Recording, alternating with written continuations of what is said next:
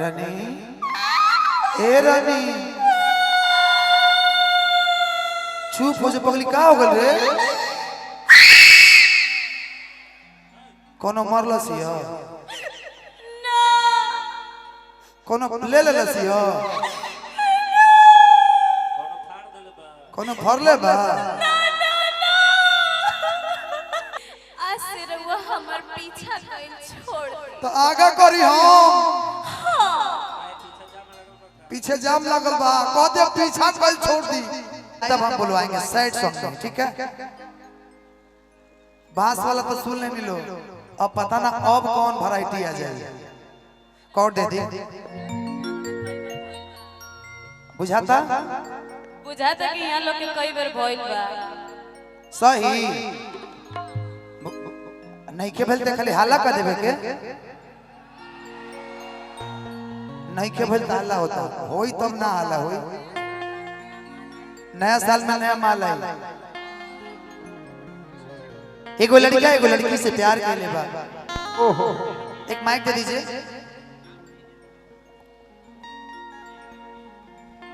ना लड़की प्यार में गद्दारी करते लड़का लड़कियां रोत आइल भैया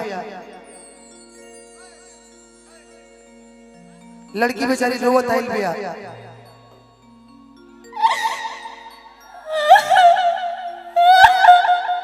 अरे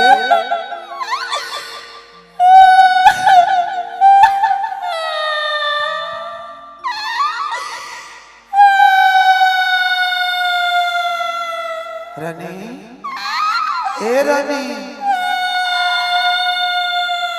चुप हो जा पगली का हो गल रे कोनो मरला सिया ना कोनो ले ले सिया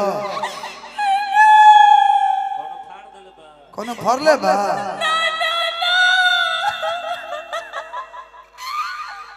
कोनो ले ले हटले नहीं के मोबाइल कोनो फरले हटले नहीं के तो भइल क्या बा पगली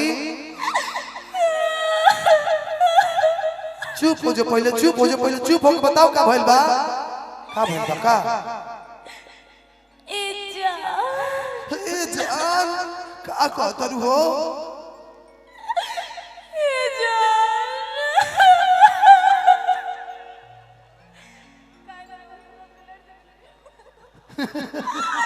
का बोल का पहले बता दे पगली बता दे पहले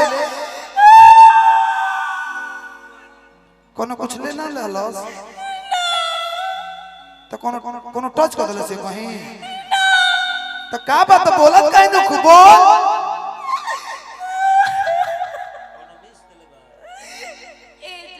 का हो हमार मम्मी पापा हां हमार मम्मी पापा मरला लो का अरे तो जब मरला नहीं खलो कुछ भइल तो भइल क्या बा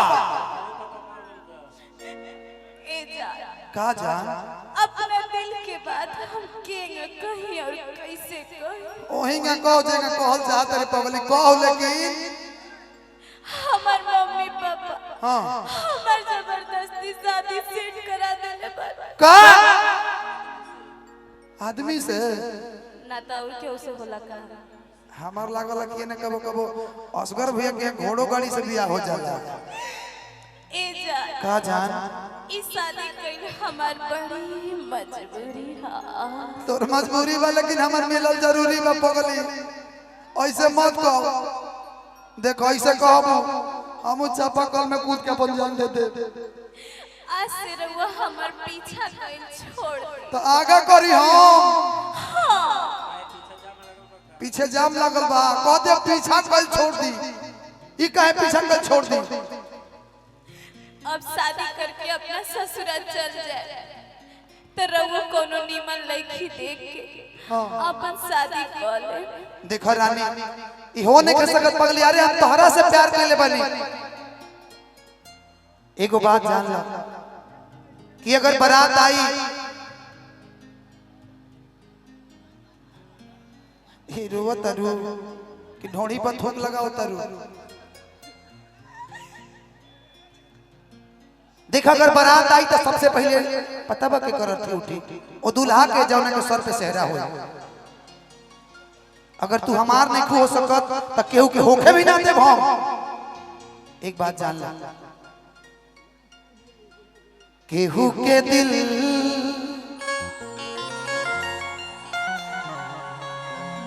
आज टूटल होई तबे डोली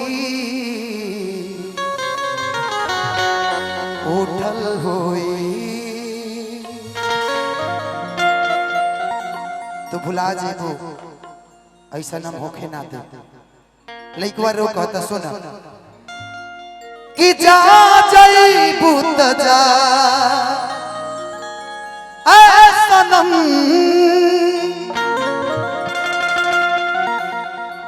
कि देख जिंदगी भर खा तीर जखम कि जानी सोचा हमारा बारे में कि तोहरा खातिर हमारा मोइल न रहे। ई प्यार कल परसो के कोइल न रहे। भुला गइलू वैसे जैसे भइल न रहे। हो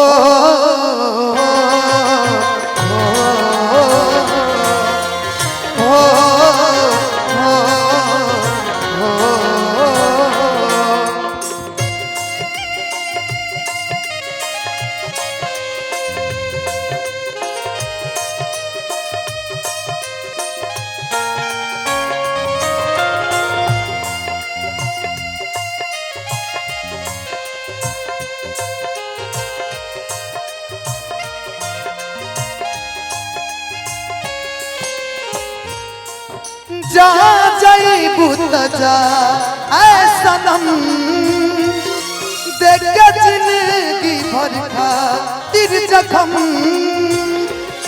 जदी सोचा हमारा बारे में तोहरा खातिर हमारा माइल न रहे।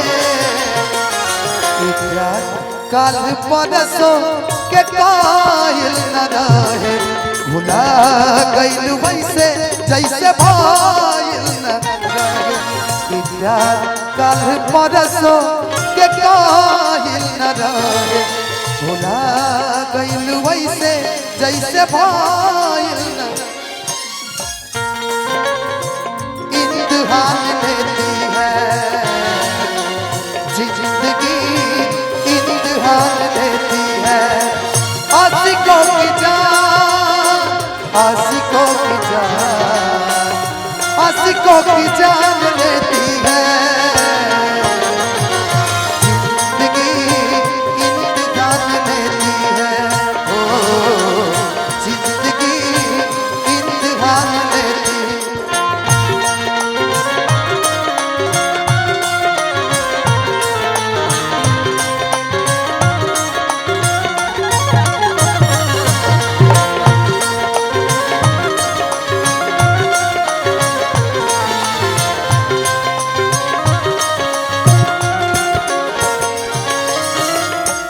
कि तेरे गम में ही जिया करेंगे, गम बर्दाश्त नहीं होगा तो शराब भी पिया करेंगे।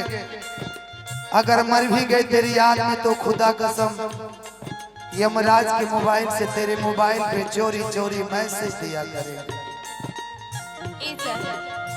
हम तो रउआ से उतने प्यार करीना कितना, लेकिन का करी, अपना मम्मी पापा के इज्जत के खातिर हमरा के शादी करे के पड़ी। क्या हो? अब आपके सर ये हमेशा इंतजाम होगा। अच्छा, अब आपके सर ये हमेशा इंतजाम होगा। आप कहीं भी रहे, आपके लबों पे बस हमारा ही नाम होगा। अरे आप हमें अपनाएं चाहे ना अपनाएं, आप हमें अपनाएं चाहे ना अपनाएं, पर आपका नाम इस रानी के नाम से बदनाम होगा। गंगा के पानी जैसे प्यारी पपीता तोहरा के मन ले रही जान देवता पीता।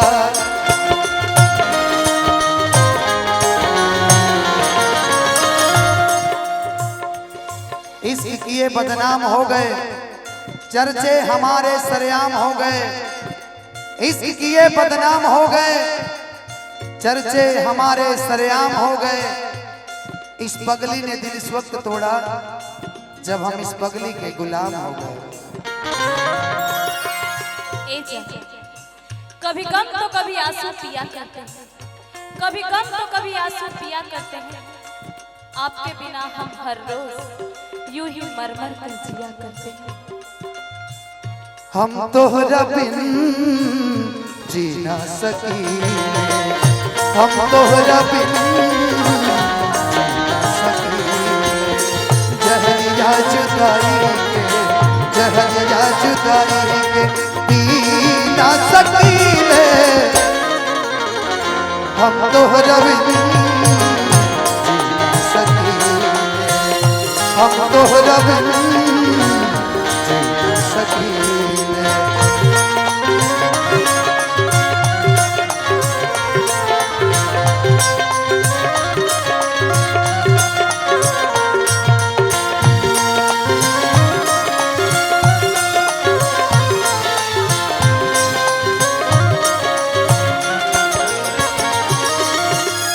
गंगा के पानी जैसे प्यारी पपीता, तोहरा के मन ले रही जन देवता पीता।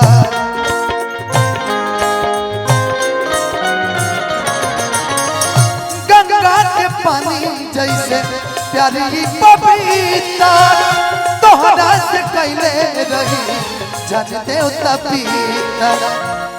तोहसे पहले केहू दिल में हमारा सुन आई चाहे कोयल न रहे। कल परसों के कोयल न रहे, भुला गइल वैसे जैसे भइल न रहे। प्यार कल परसों के कोयल न रहे, भुला गइल वैसे जैसे भइल न रहे।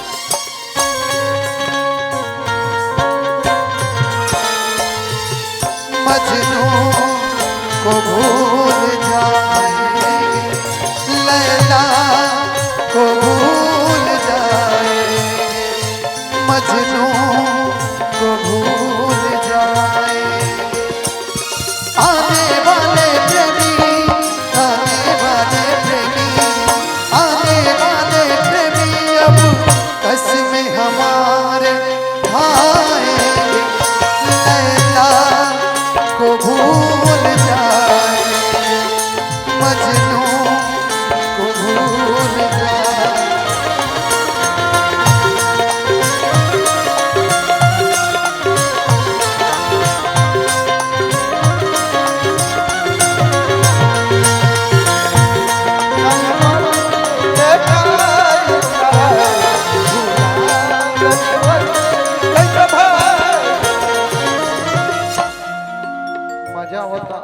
अब जाते बड़ी तजा जो जो प्यारे बार के चाकर में मरी बज जाई।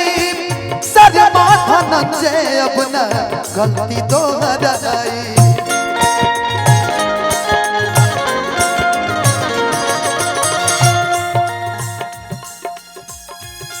तारा में एगो कमी नहीं थे, हमसे प्यार करता रू, लेकिन तारा में एगो सबसे बड़ा कमी बा। जानता नहीं अरशद भैया, असगर भैया, कौन कमी बा? 365 दिन में 365 दिन हमारा नंबर ब्लॉक करता रही। जाने जहिया से, जाने जहिया से, जाने जहिया से हमारा पसंद कैले बाड़ी। कि वो दिन से नंबर ब्लॉक कैले बाड़ी। कि ना जाने कौन कमी हमारा में बाबे। आजकल सुनतारी बीटू के कह, ये बीटू जी ये नौका यार इन्हीं से बिया होता कि जान जहिया से ओ जान जहिया से जान जहिया से हमारा फसक कइले बानी ये हम किए के दिहला इतना हमरा उम्मीद ना लगी समहरे के गद्दारी होई। अरे बाप रे कि वो दीने से नंबर ब्लॉक कइले बानी जान जहिया से हमारा फसक कइले बानी वो दीने से नंबर ब्लॉक कइले लेकिन दरबार के चक्कर में अब नहीं आई शर्मा धनंजय अपना गलती दोहराई।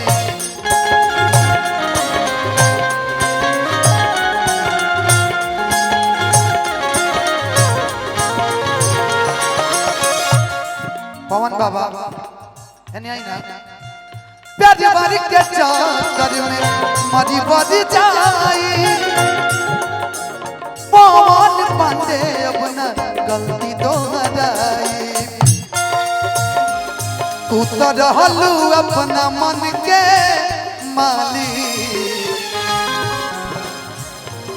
तोहर हाथ के उधाइल न रहे।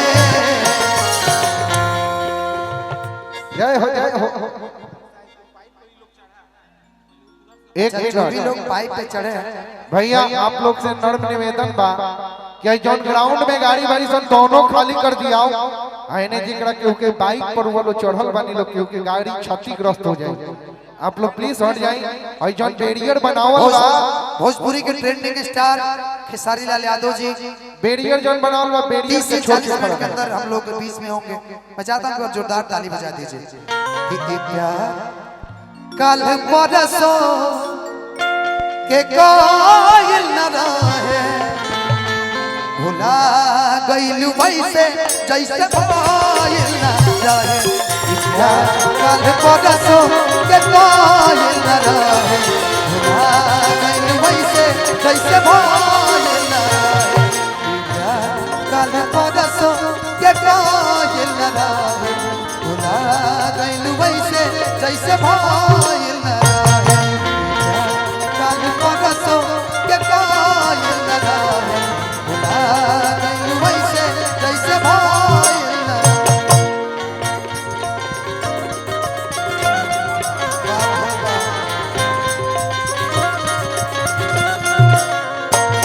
कल परसों के कोयल न रहे भुला गइलू वैसे जैसे कोयल न